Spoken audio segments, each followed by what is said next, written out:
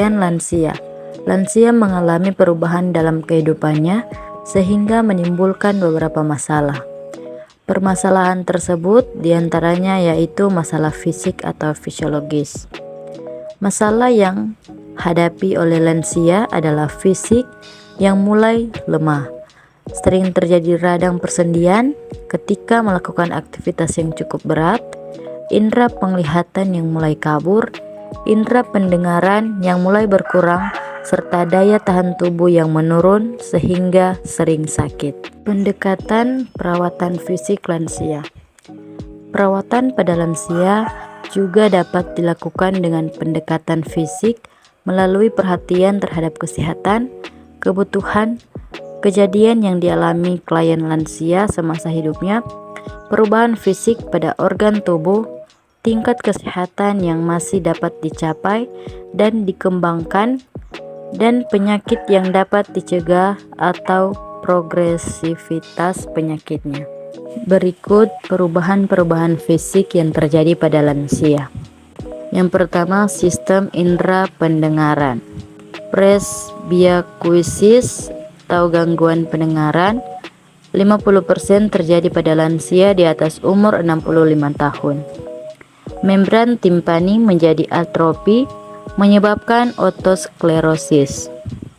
Pendengaran menurun pada lanjut usia yang mengalami ketegangan jiwa atau stres. Kedua, sistem intergumen. Kulit mengkerut atau keriput akibat hilangnya jaringan lemak. Permukaan kulit kasar dan bersisik karena kehilangan proses keratinisasi serta perubahan ukuran dan bentuk-bentuk sel epidermis. Menurunnya respon terhadap trauma, mekanisme proteksi kulit menurun, kulit kepala dan rambut menipis berwarna kelabu, rambut dalam hidung dan telinga menebal, berkurangnya elastisitas akibat dari menurunnya cairan, dan vasikularisasi, pertumbuhan kuku lebih lambat. Ketiga, sistem muskuloskeletal. Yang pertama, tulang kehilangan density atau cairan dan makin rapuh dan osteoporosis. 2.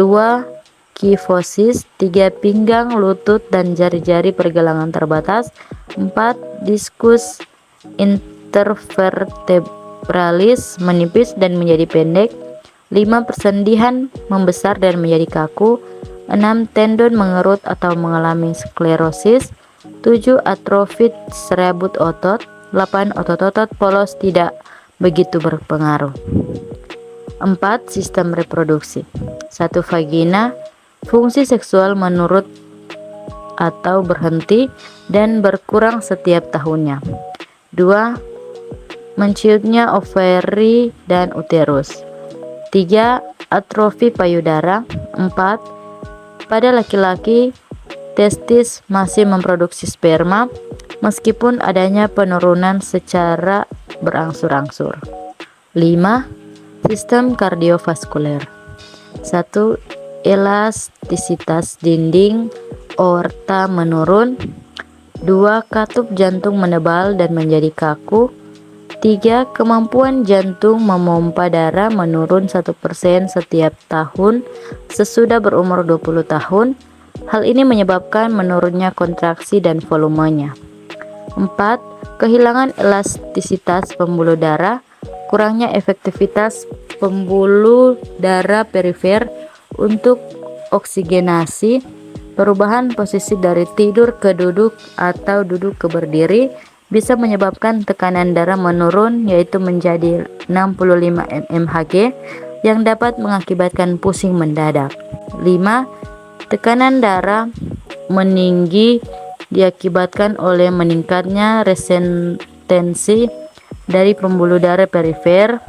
Sistolis normal 170 mmHg, diastolis normal 90 mmHg. 6. Sistem respirasi atau pernapasan. Perubahan yang terjadi pada sistem pernapasan antara lain: 1. Otot-otot pernapasan kehilangan kekuatan dan menjadi kaku. 2. Menurunnya aktivitas dan silia. 3. Paru-paru kehilangan elastitas, kapasitas residu meningkat, menarik nafas lebih berat, kapasitas maksimum pernapasan menurun, dan kedalaman bernafas menurun. 4. Alveoli ukurannya melebar dari biasa dan jumlahnya berkurang. 5. O2 pada arteri menurun menjadi 75 mmHg. 6. CO2 pada arteri tidak terganti. 7. Kemampuan untuk batuk berkurang. 8. Kemampuan pegas dinding dada dan kekuatan otot pernapasan akan menurun seiring dengan pertambahan usia. 7. Sistem pencernaan atau metabolisme. Perubahan yang terjadi pada sistem pencernaan seperti penurunan produksi sebagai kemunduran fungsi yang nyata karena kehilangan gigi, kemampuan indera pengecap menurun, rasa lapar menurun, atau dalam tanda kurung kepekaan rasa lapar menurun. 8. Sistem perkemihan. 1. Banyak fungsi yang mengalami kemunduran, contohnya laju filtrasi, ekresi, dan reabsorpsi oleh ginjal. 9. Sistem saraf. Lansia mengalami penurunan koordinasi dan kemampuan dalam melakukan aktivitas sehari-hari. 10. Sistem endokrin. Produksi dari hampir semua hormon menurun, fungsi paratiroid dan sekresinya tidak berubah. 3. Pituitari. Pertumbuhan hormon ada, tapi lebih rendah dan hanya di dalam pembuluh darah.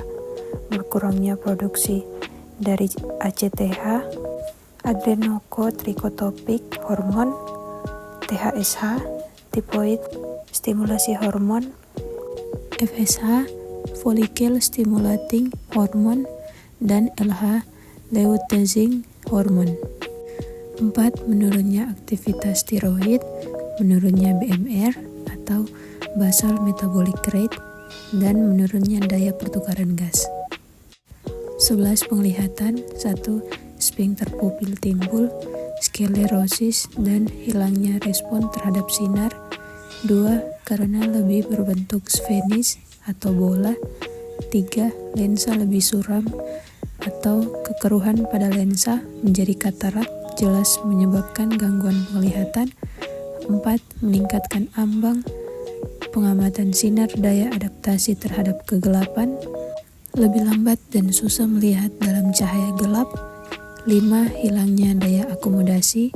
6. Menurunnya lapangan pandangan, berkurangnya luas pandangan. 7. Menurunnya daya membedakan warna biru atau hijau pada skala. 12. Pengecap pembau peraba. 4. Rasa dasar manis, asin, asam, dan pahit. Di antara semuanya, rasa manis yang paling tumpul terhadap lansia. Maka jelas bagi kita mengapa mereka yang sering membubuhkan gula secara berlebihan. Rasa yang tumpul menyebabkan kesukaan terhadap makanan yang asin dan banyak berbumbu. Harus dianjurkan penggunaan rempah, bawang, bawang putih, dan lemon untuk mengurangi garam dalam menyedapkan masakan. 2. Indera peraba memberikan pesan yang paling intim dan yang paling mudah untuk menerjemahkan. Bila indera lainnya hilang, perabaan dapat mengurangi perasaan sejahtera, meskipun reseptor lain akan menumpul dengan bertambahnya usia, namun tidak pernah hilang. Asuhan keperawatan pada lansia dengan perubahan fisiologi. Pengkajian keperawatan pada lansia adalah suatu tindakan peninjauan situasi lansia untuk memperoleh data dengan maksud menegaskan situasi penyakit, diagnosis masalah, penetapan, kekuatan, dan kebutuhan promosi kesehatan lansia. Data yang dikumpulkan mencakup data subjektif dan data objektif, meliputi bio, psikososial, dan spiritual. Data yang berhubungan dengan masalah lansia, serta data tentang faktor yang mempengaruhi atau yang berhubungan dengan masalah kesehatan lansia, seperti data tentang keluarga dan lingkungan yang ada. Selanjutnya, yang pertama perubahan fisik, pengumpulan data dengan wawancara. Yang pertama, pandangan lanjut usia tentang kesehatan. Yang kedua, kegiatan yang mampu dilakukan lansia. Yang ketiga, kebiasaan lanjut usia, merawat diri sendiri. Yang keempat, kekuatan fisik lanjut usia, seperti otot, sendi, penglihatan, dan pendengaran. Kebiasaan makan, minum, istirahat, atau tidur, BAB atau BAK. Selanjutnya, kebiasaan gerak badan, olahraga, atau senam lansia. Selanjutnya, perubahan fungsi tubuh dirasakan sangat bermakna. Kebiasaan lansia dalam memelihara kesehatan dan kebiasaan dalam minum obat. Kedua, pengumpulan data dengan pemeriksaan fisik. Pengkajian sistem pensyarafan, kesimetrisan raut wajah, tingkat kesadaran adanya perubahan dari otak, kebanyakan mempunyai daya ingatan menurun atau melemah. Selanjutnya, mata, pergerakan mata, kejelasan melihat dan ada tidaknya katarak, pupil kesamaan, dilatasi, ketajaman penglihatan menurun karena proses pemenuaan. Selanjutnya, ketajaman pendengaran. Apakah menggunakan alat bantu dengar, tinnitus, serumen telinga bagian luar? Kalau ada serumen, jangan dibersihkan. Apakah ada rasa sakit atau nyeri di telinga?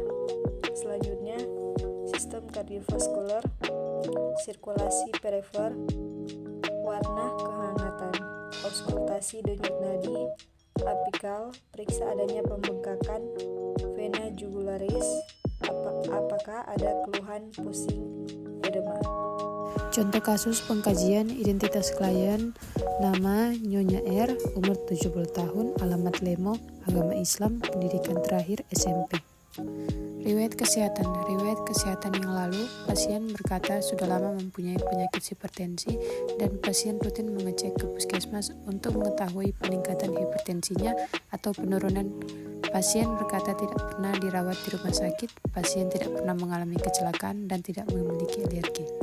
Riwayat kesehatan sekarang, pasien mengatakan selama pasien mengalami hipertensi, pasien merasakan keluhan seperti nyeri pada bagian kepala, kelelahan pada saat melakukan aktivitas berlebih, sering merasa pusing, nyeri terasa seperti mencengkram, dan nyeri yang dirasakan hilang timbul. Wajah pasien tampak meringis, pasien berkata kesulitan tidur di malam hari, mudah terbangun dan merasa gelisah. Riwayat kesehatan keluarga, pasien berkata keluarga tidak memiliki riwayat hipertensi serta tidak memiliki penyakit keturunan. Diagnosa keperawatan: 1. Nyeri akut berhubungan dengan agen pencedera fisiologis. 2. Gangguan mobilitas fisik berhubungan dengan kekakuan sendi. Selamat datang di Universitas Pembangunan Indonesia Manado, yang terletak dekat dengan kawasan bisnis Bahu Mall Manado. Tempatnya di Kelurahan Bahu, Lingkungan 3 Manado, sangat strategis di pusat kota Manado. Dibangun di atas lahan seluas 2,5 hektar, Universitas Pembangunan Indonesia Manado berdiri megah dengan ruangan 7 lantai, terdiri dari ruangan kelas, ruangan kantor, perpustakaan, laboratorium komputer, laboratorium keperawatan, pengadilan semu, dan laboratorium bahasa, kantin, serta rooftop di lantai atas. Universitas Pembangunan Indonesia Manado memiliki 6 fakultas dengan program studi, yaitu Fakultas Pertanian, Prodi Agribisnis, Fakultas Hukum, Prodi Hukum, Fakultas Teknik, Prodi Teknik Elektro dan Teknik Sipil, Fakultas Ilmu Sosial Ilmu Politik, Prodi Ilmu Politik, Fakultas Sastra, Prodi Sastra Inggris, Fakultas Keperawatan, Prodi Ilmu Keperawatan, dan Profesi Nurse. Didukung oleh sumber daya manusia yang berkompeten dan tersertifikasi, Universitas Pembangunan Indonesia Manado memiliki dosen dan tenaga kependidikan dengan latar belakang S2 dan S3 lulusan dalam dan luar negeri. Proses belajar mengajar dilaksanakan dengan teknologi informasi merujuk perkembangan dunia modern saat ini, dilakukan dengan sistem e-learning dan sistem ujian online atau ULAIN. Hasil Tracer Student Universitas Pembangunan Indonesia Manado dan Fakultas menyebutkan lulusan UNPI sudah tersebar di dalam dan luar negeri.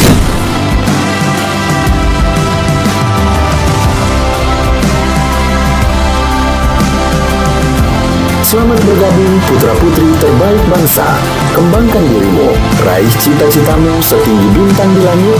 Kami siap menghasilkan generasi terbaik dan pemimpin di masa depan.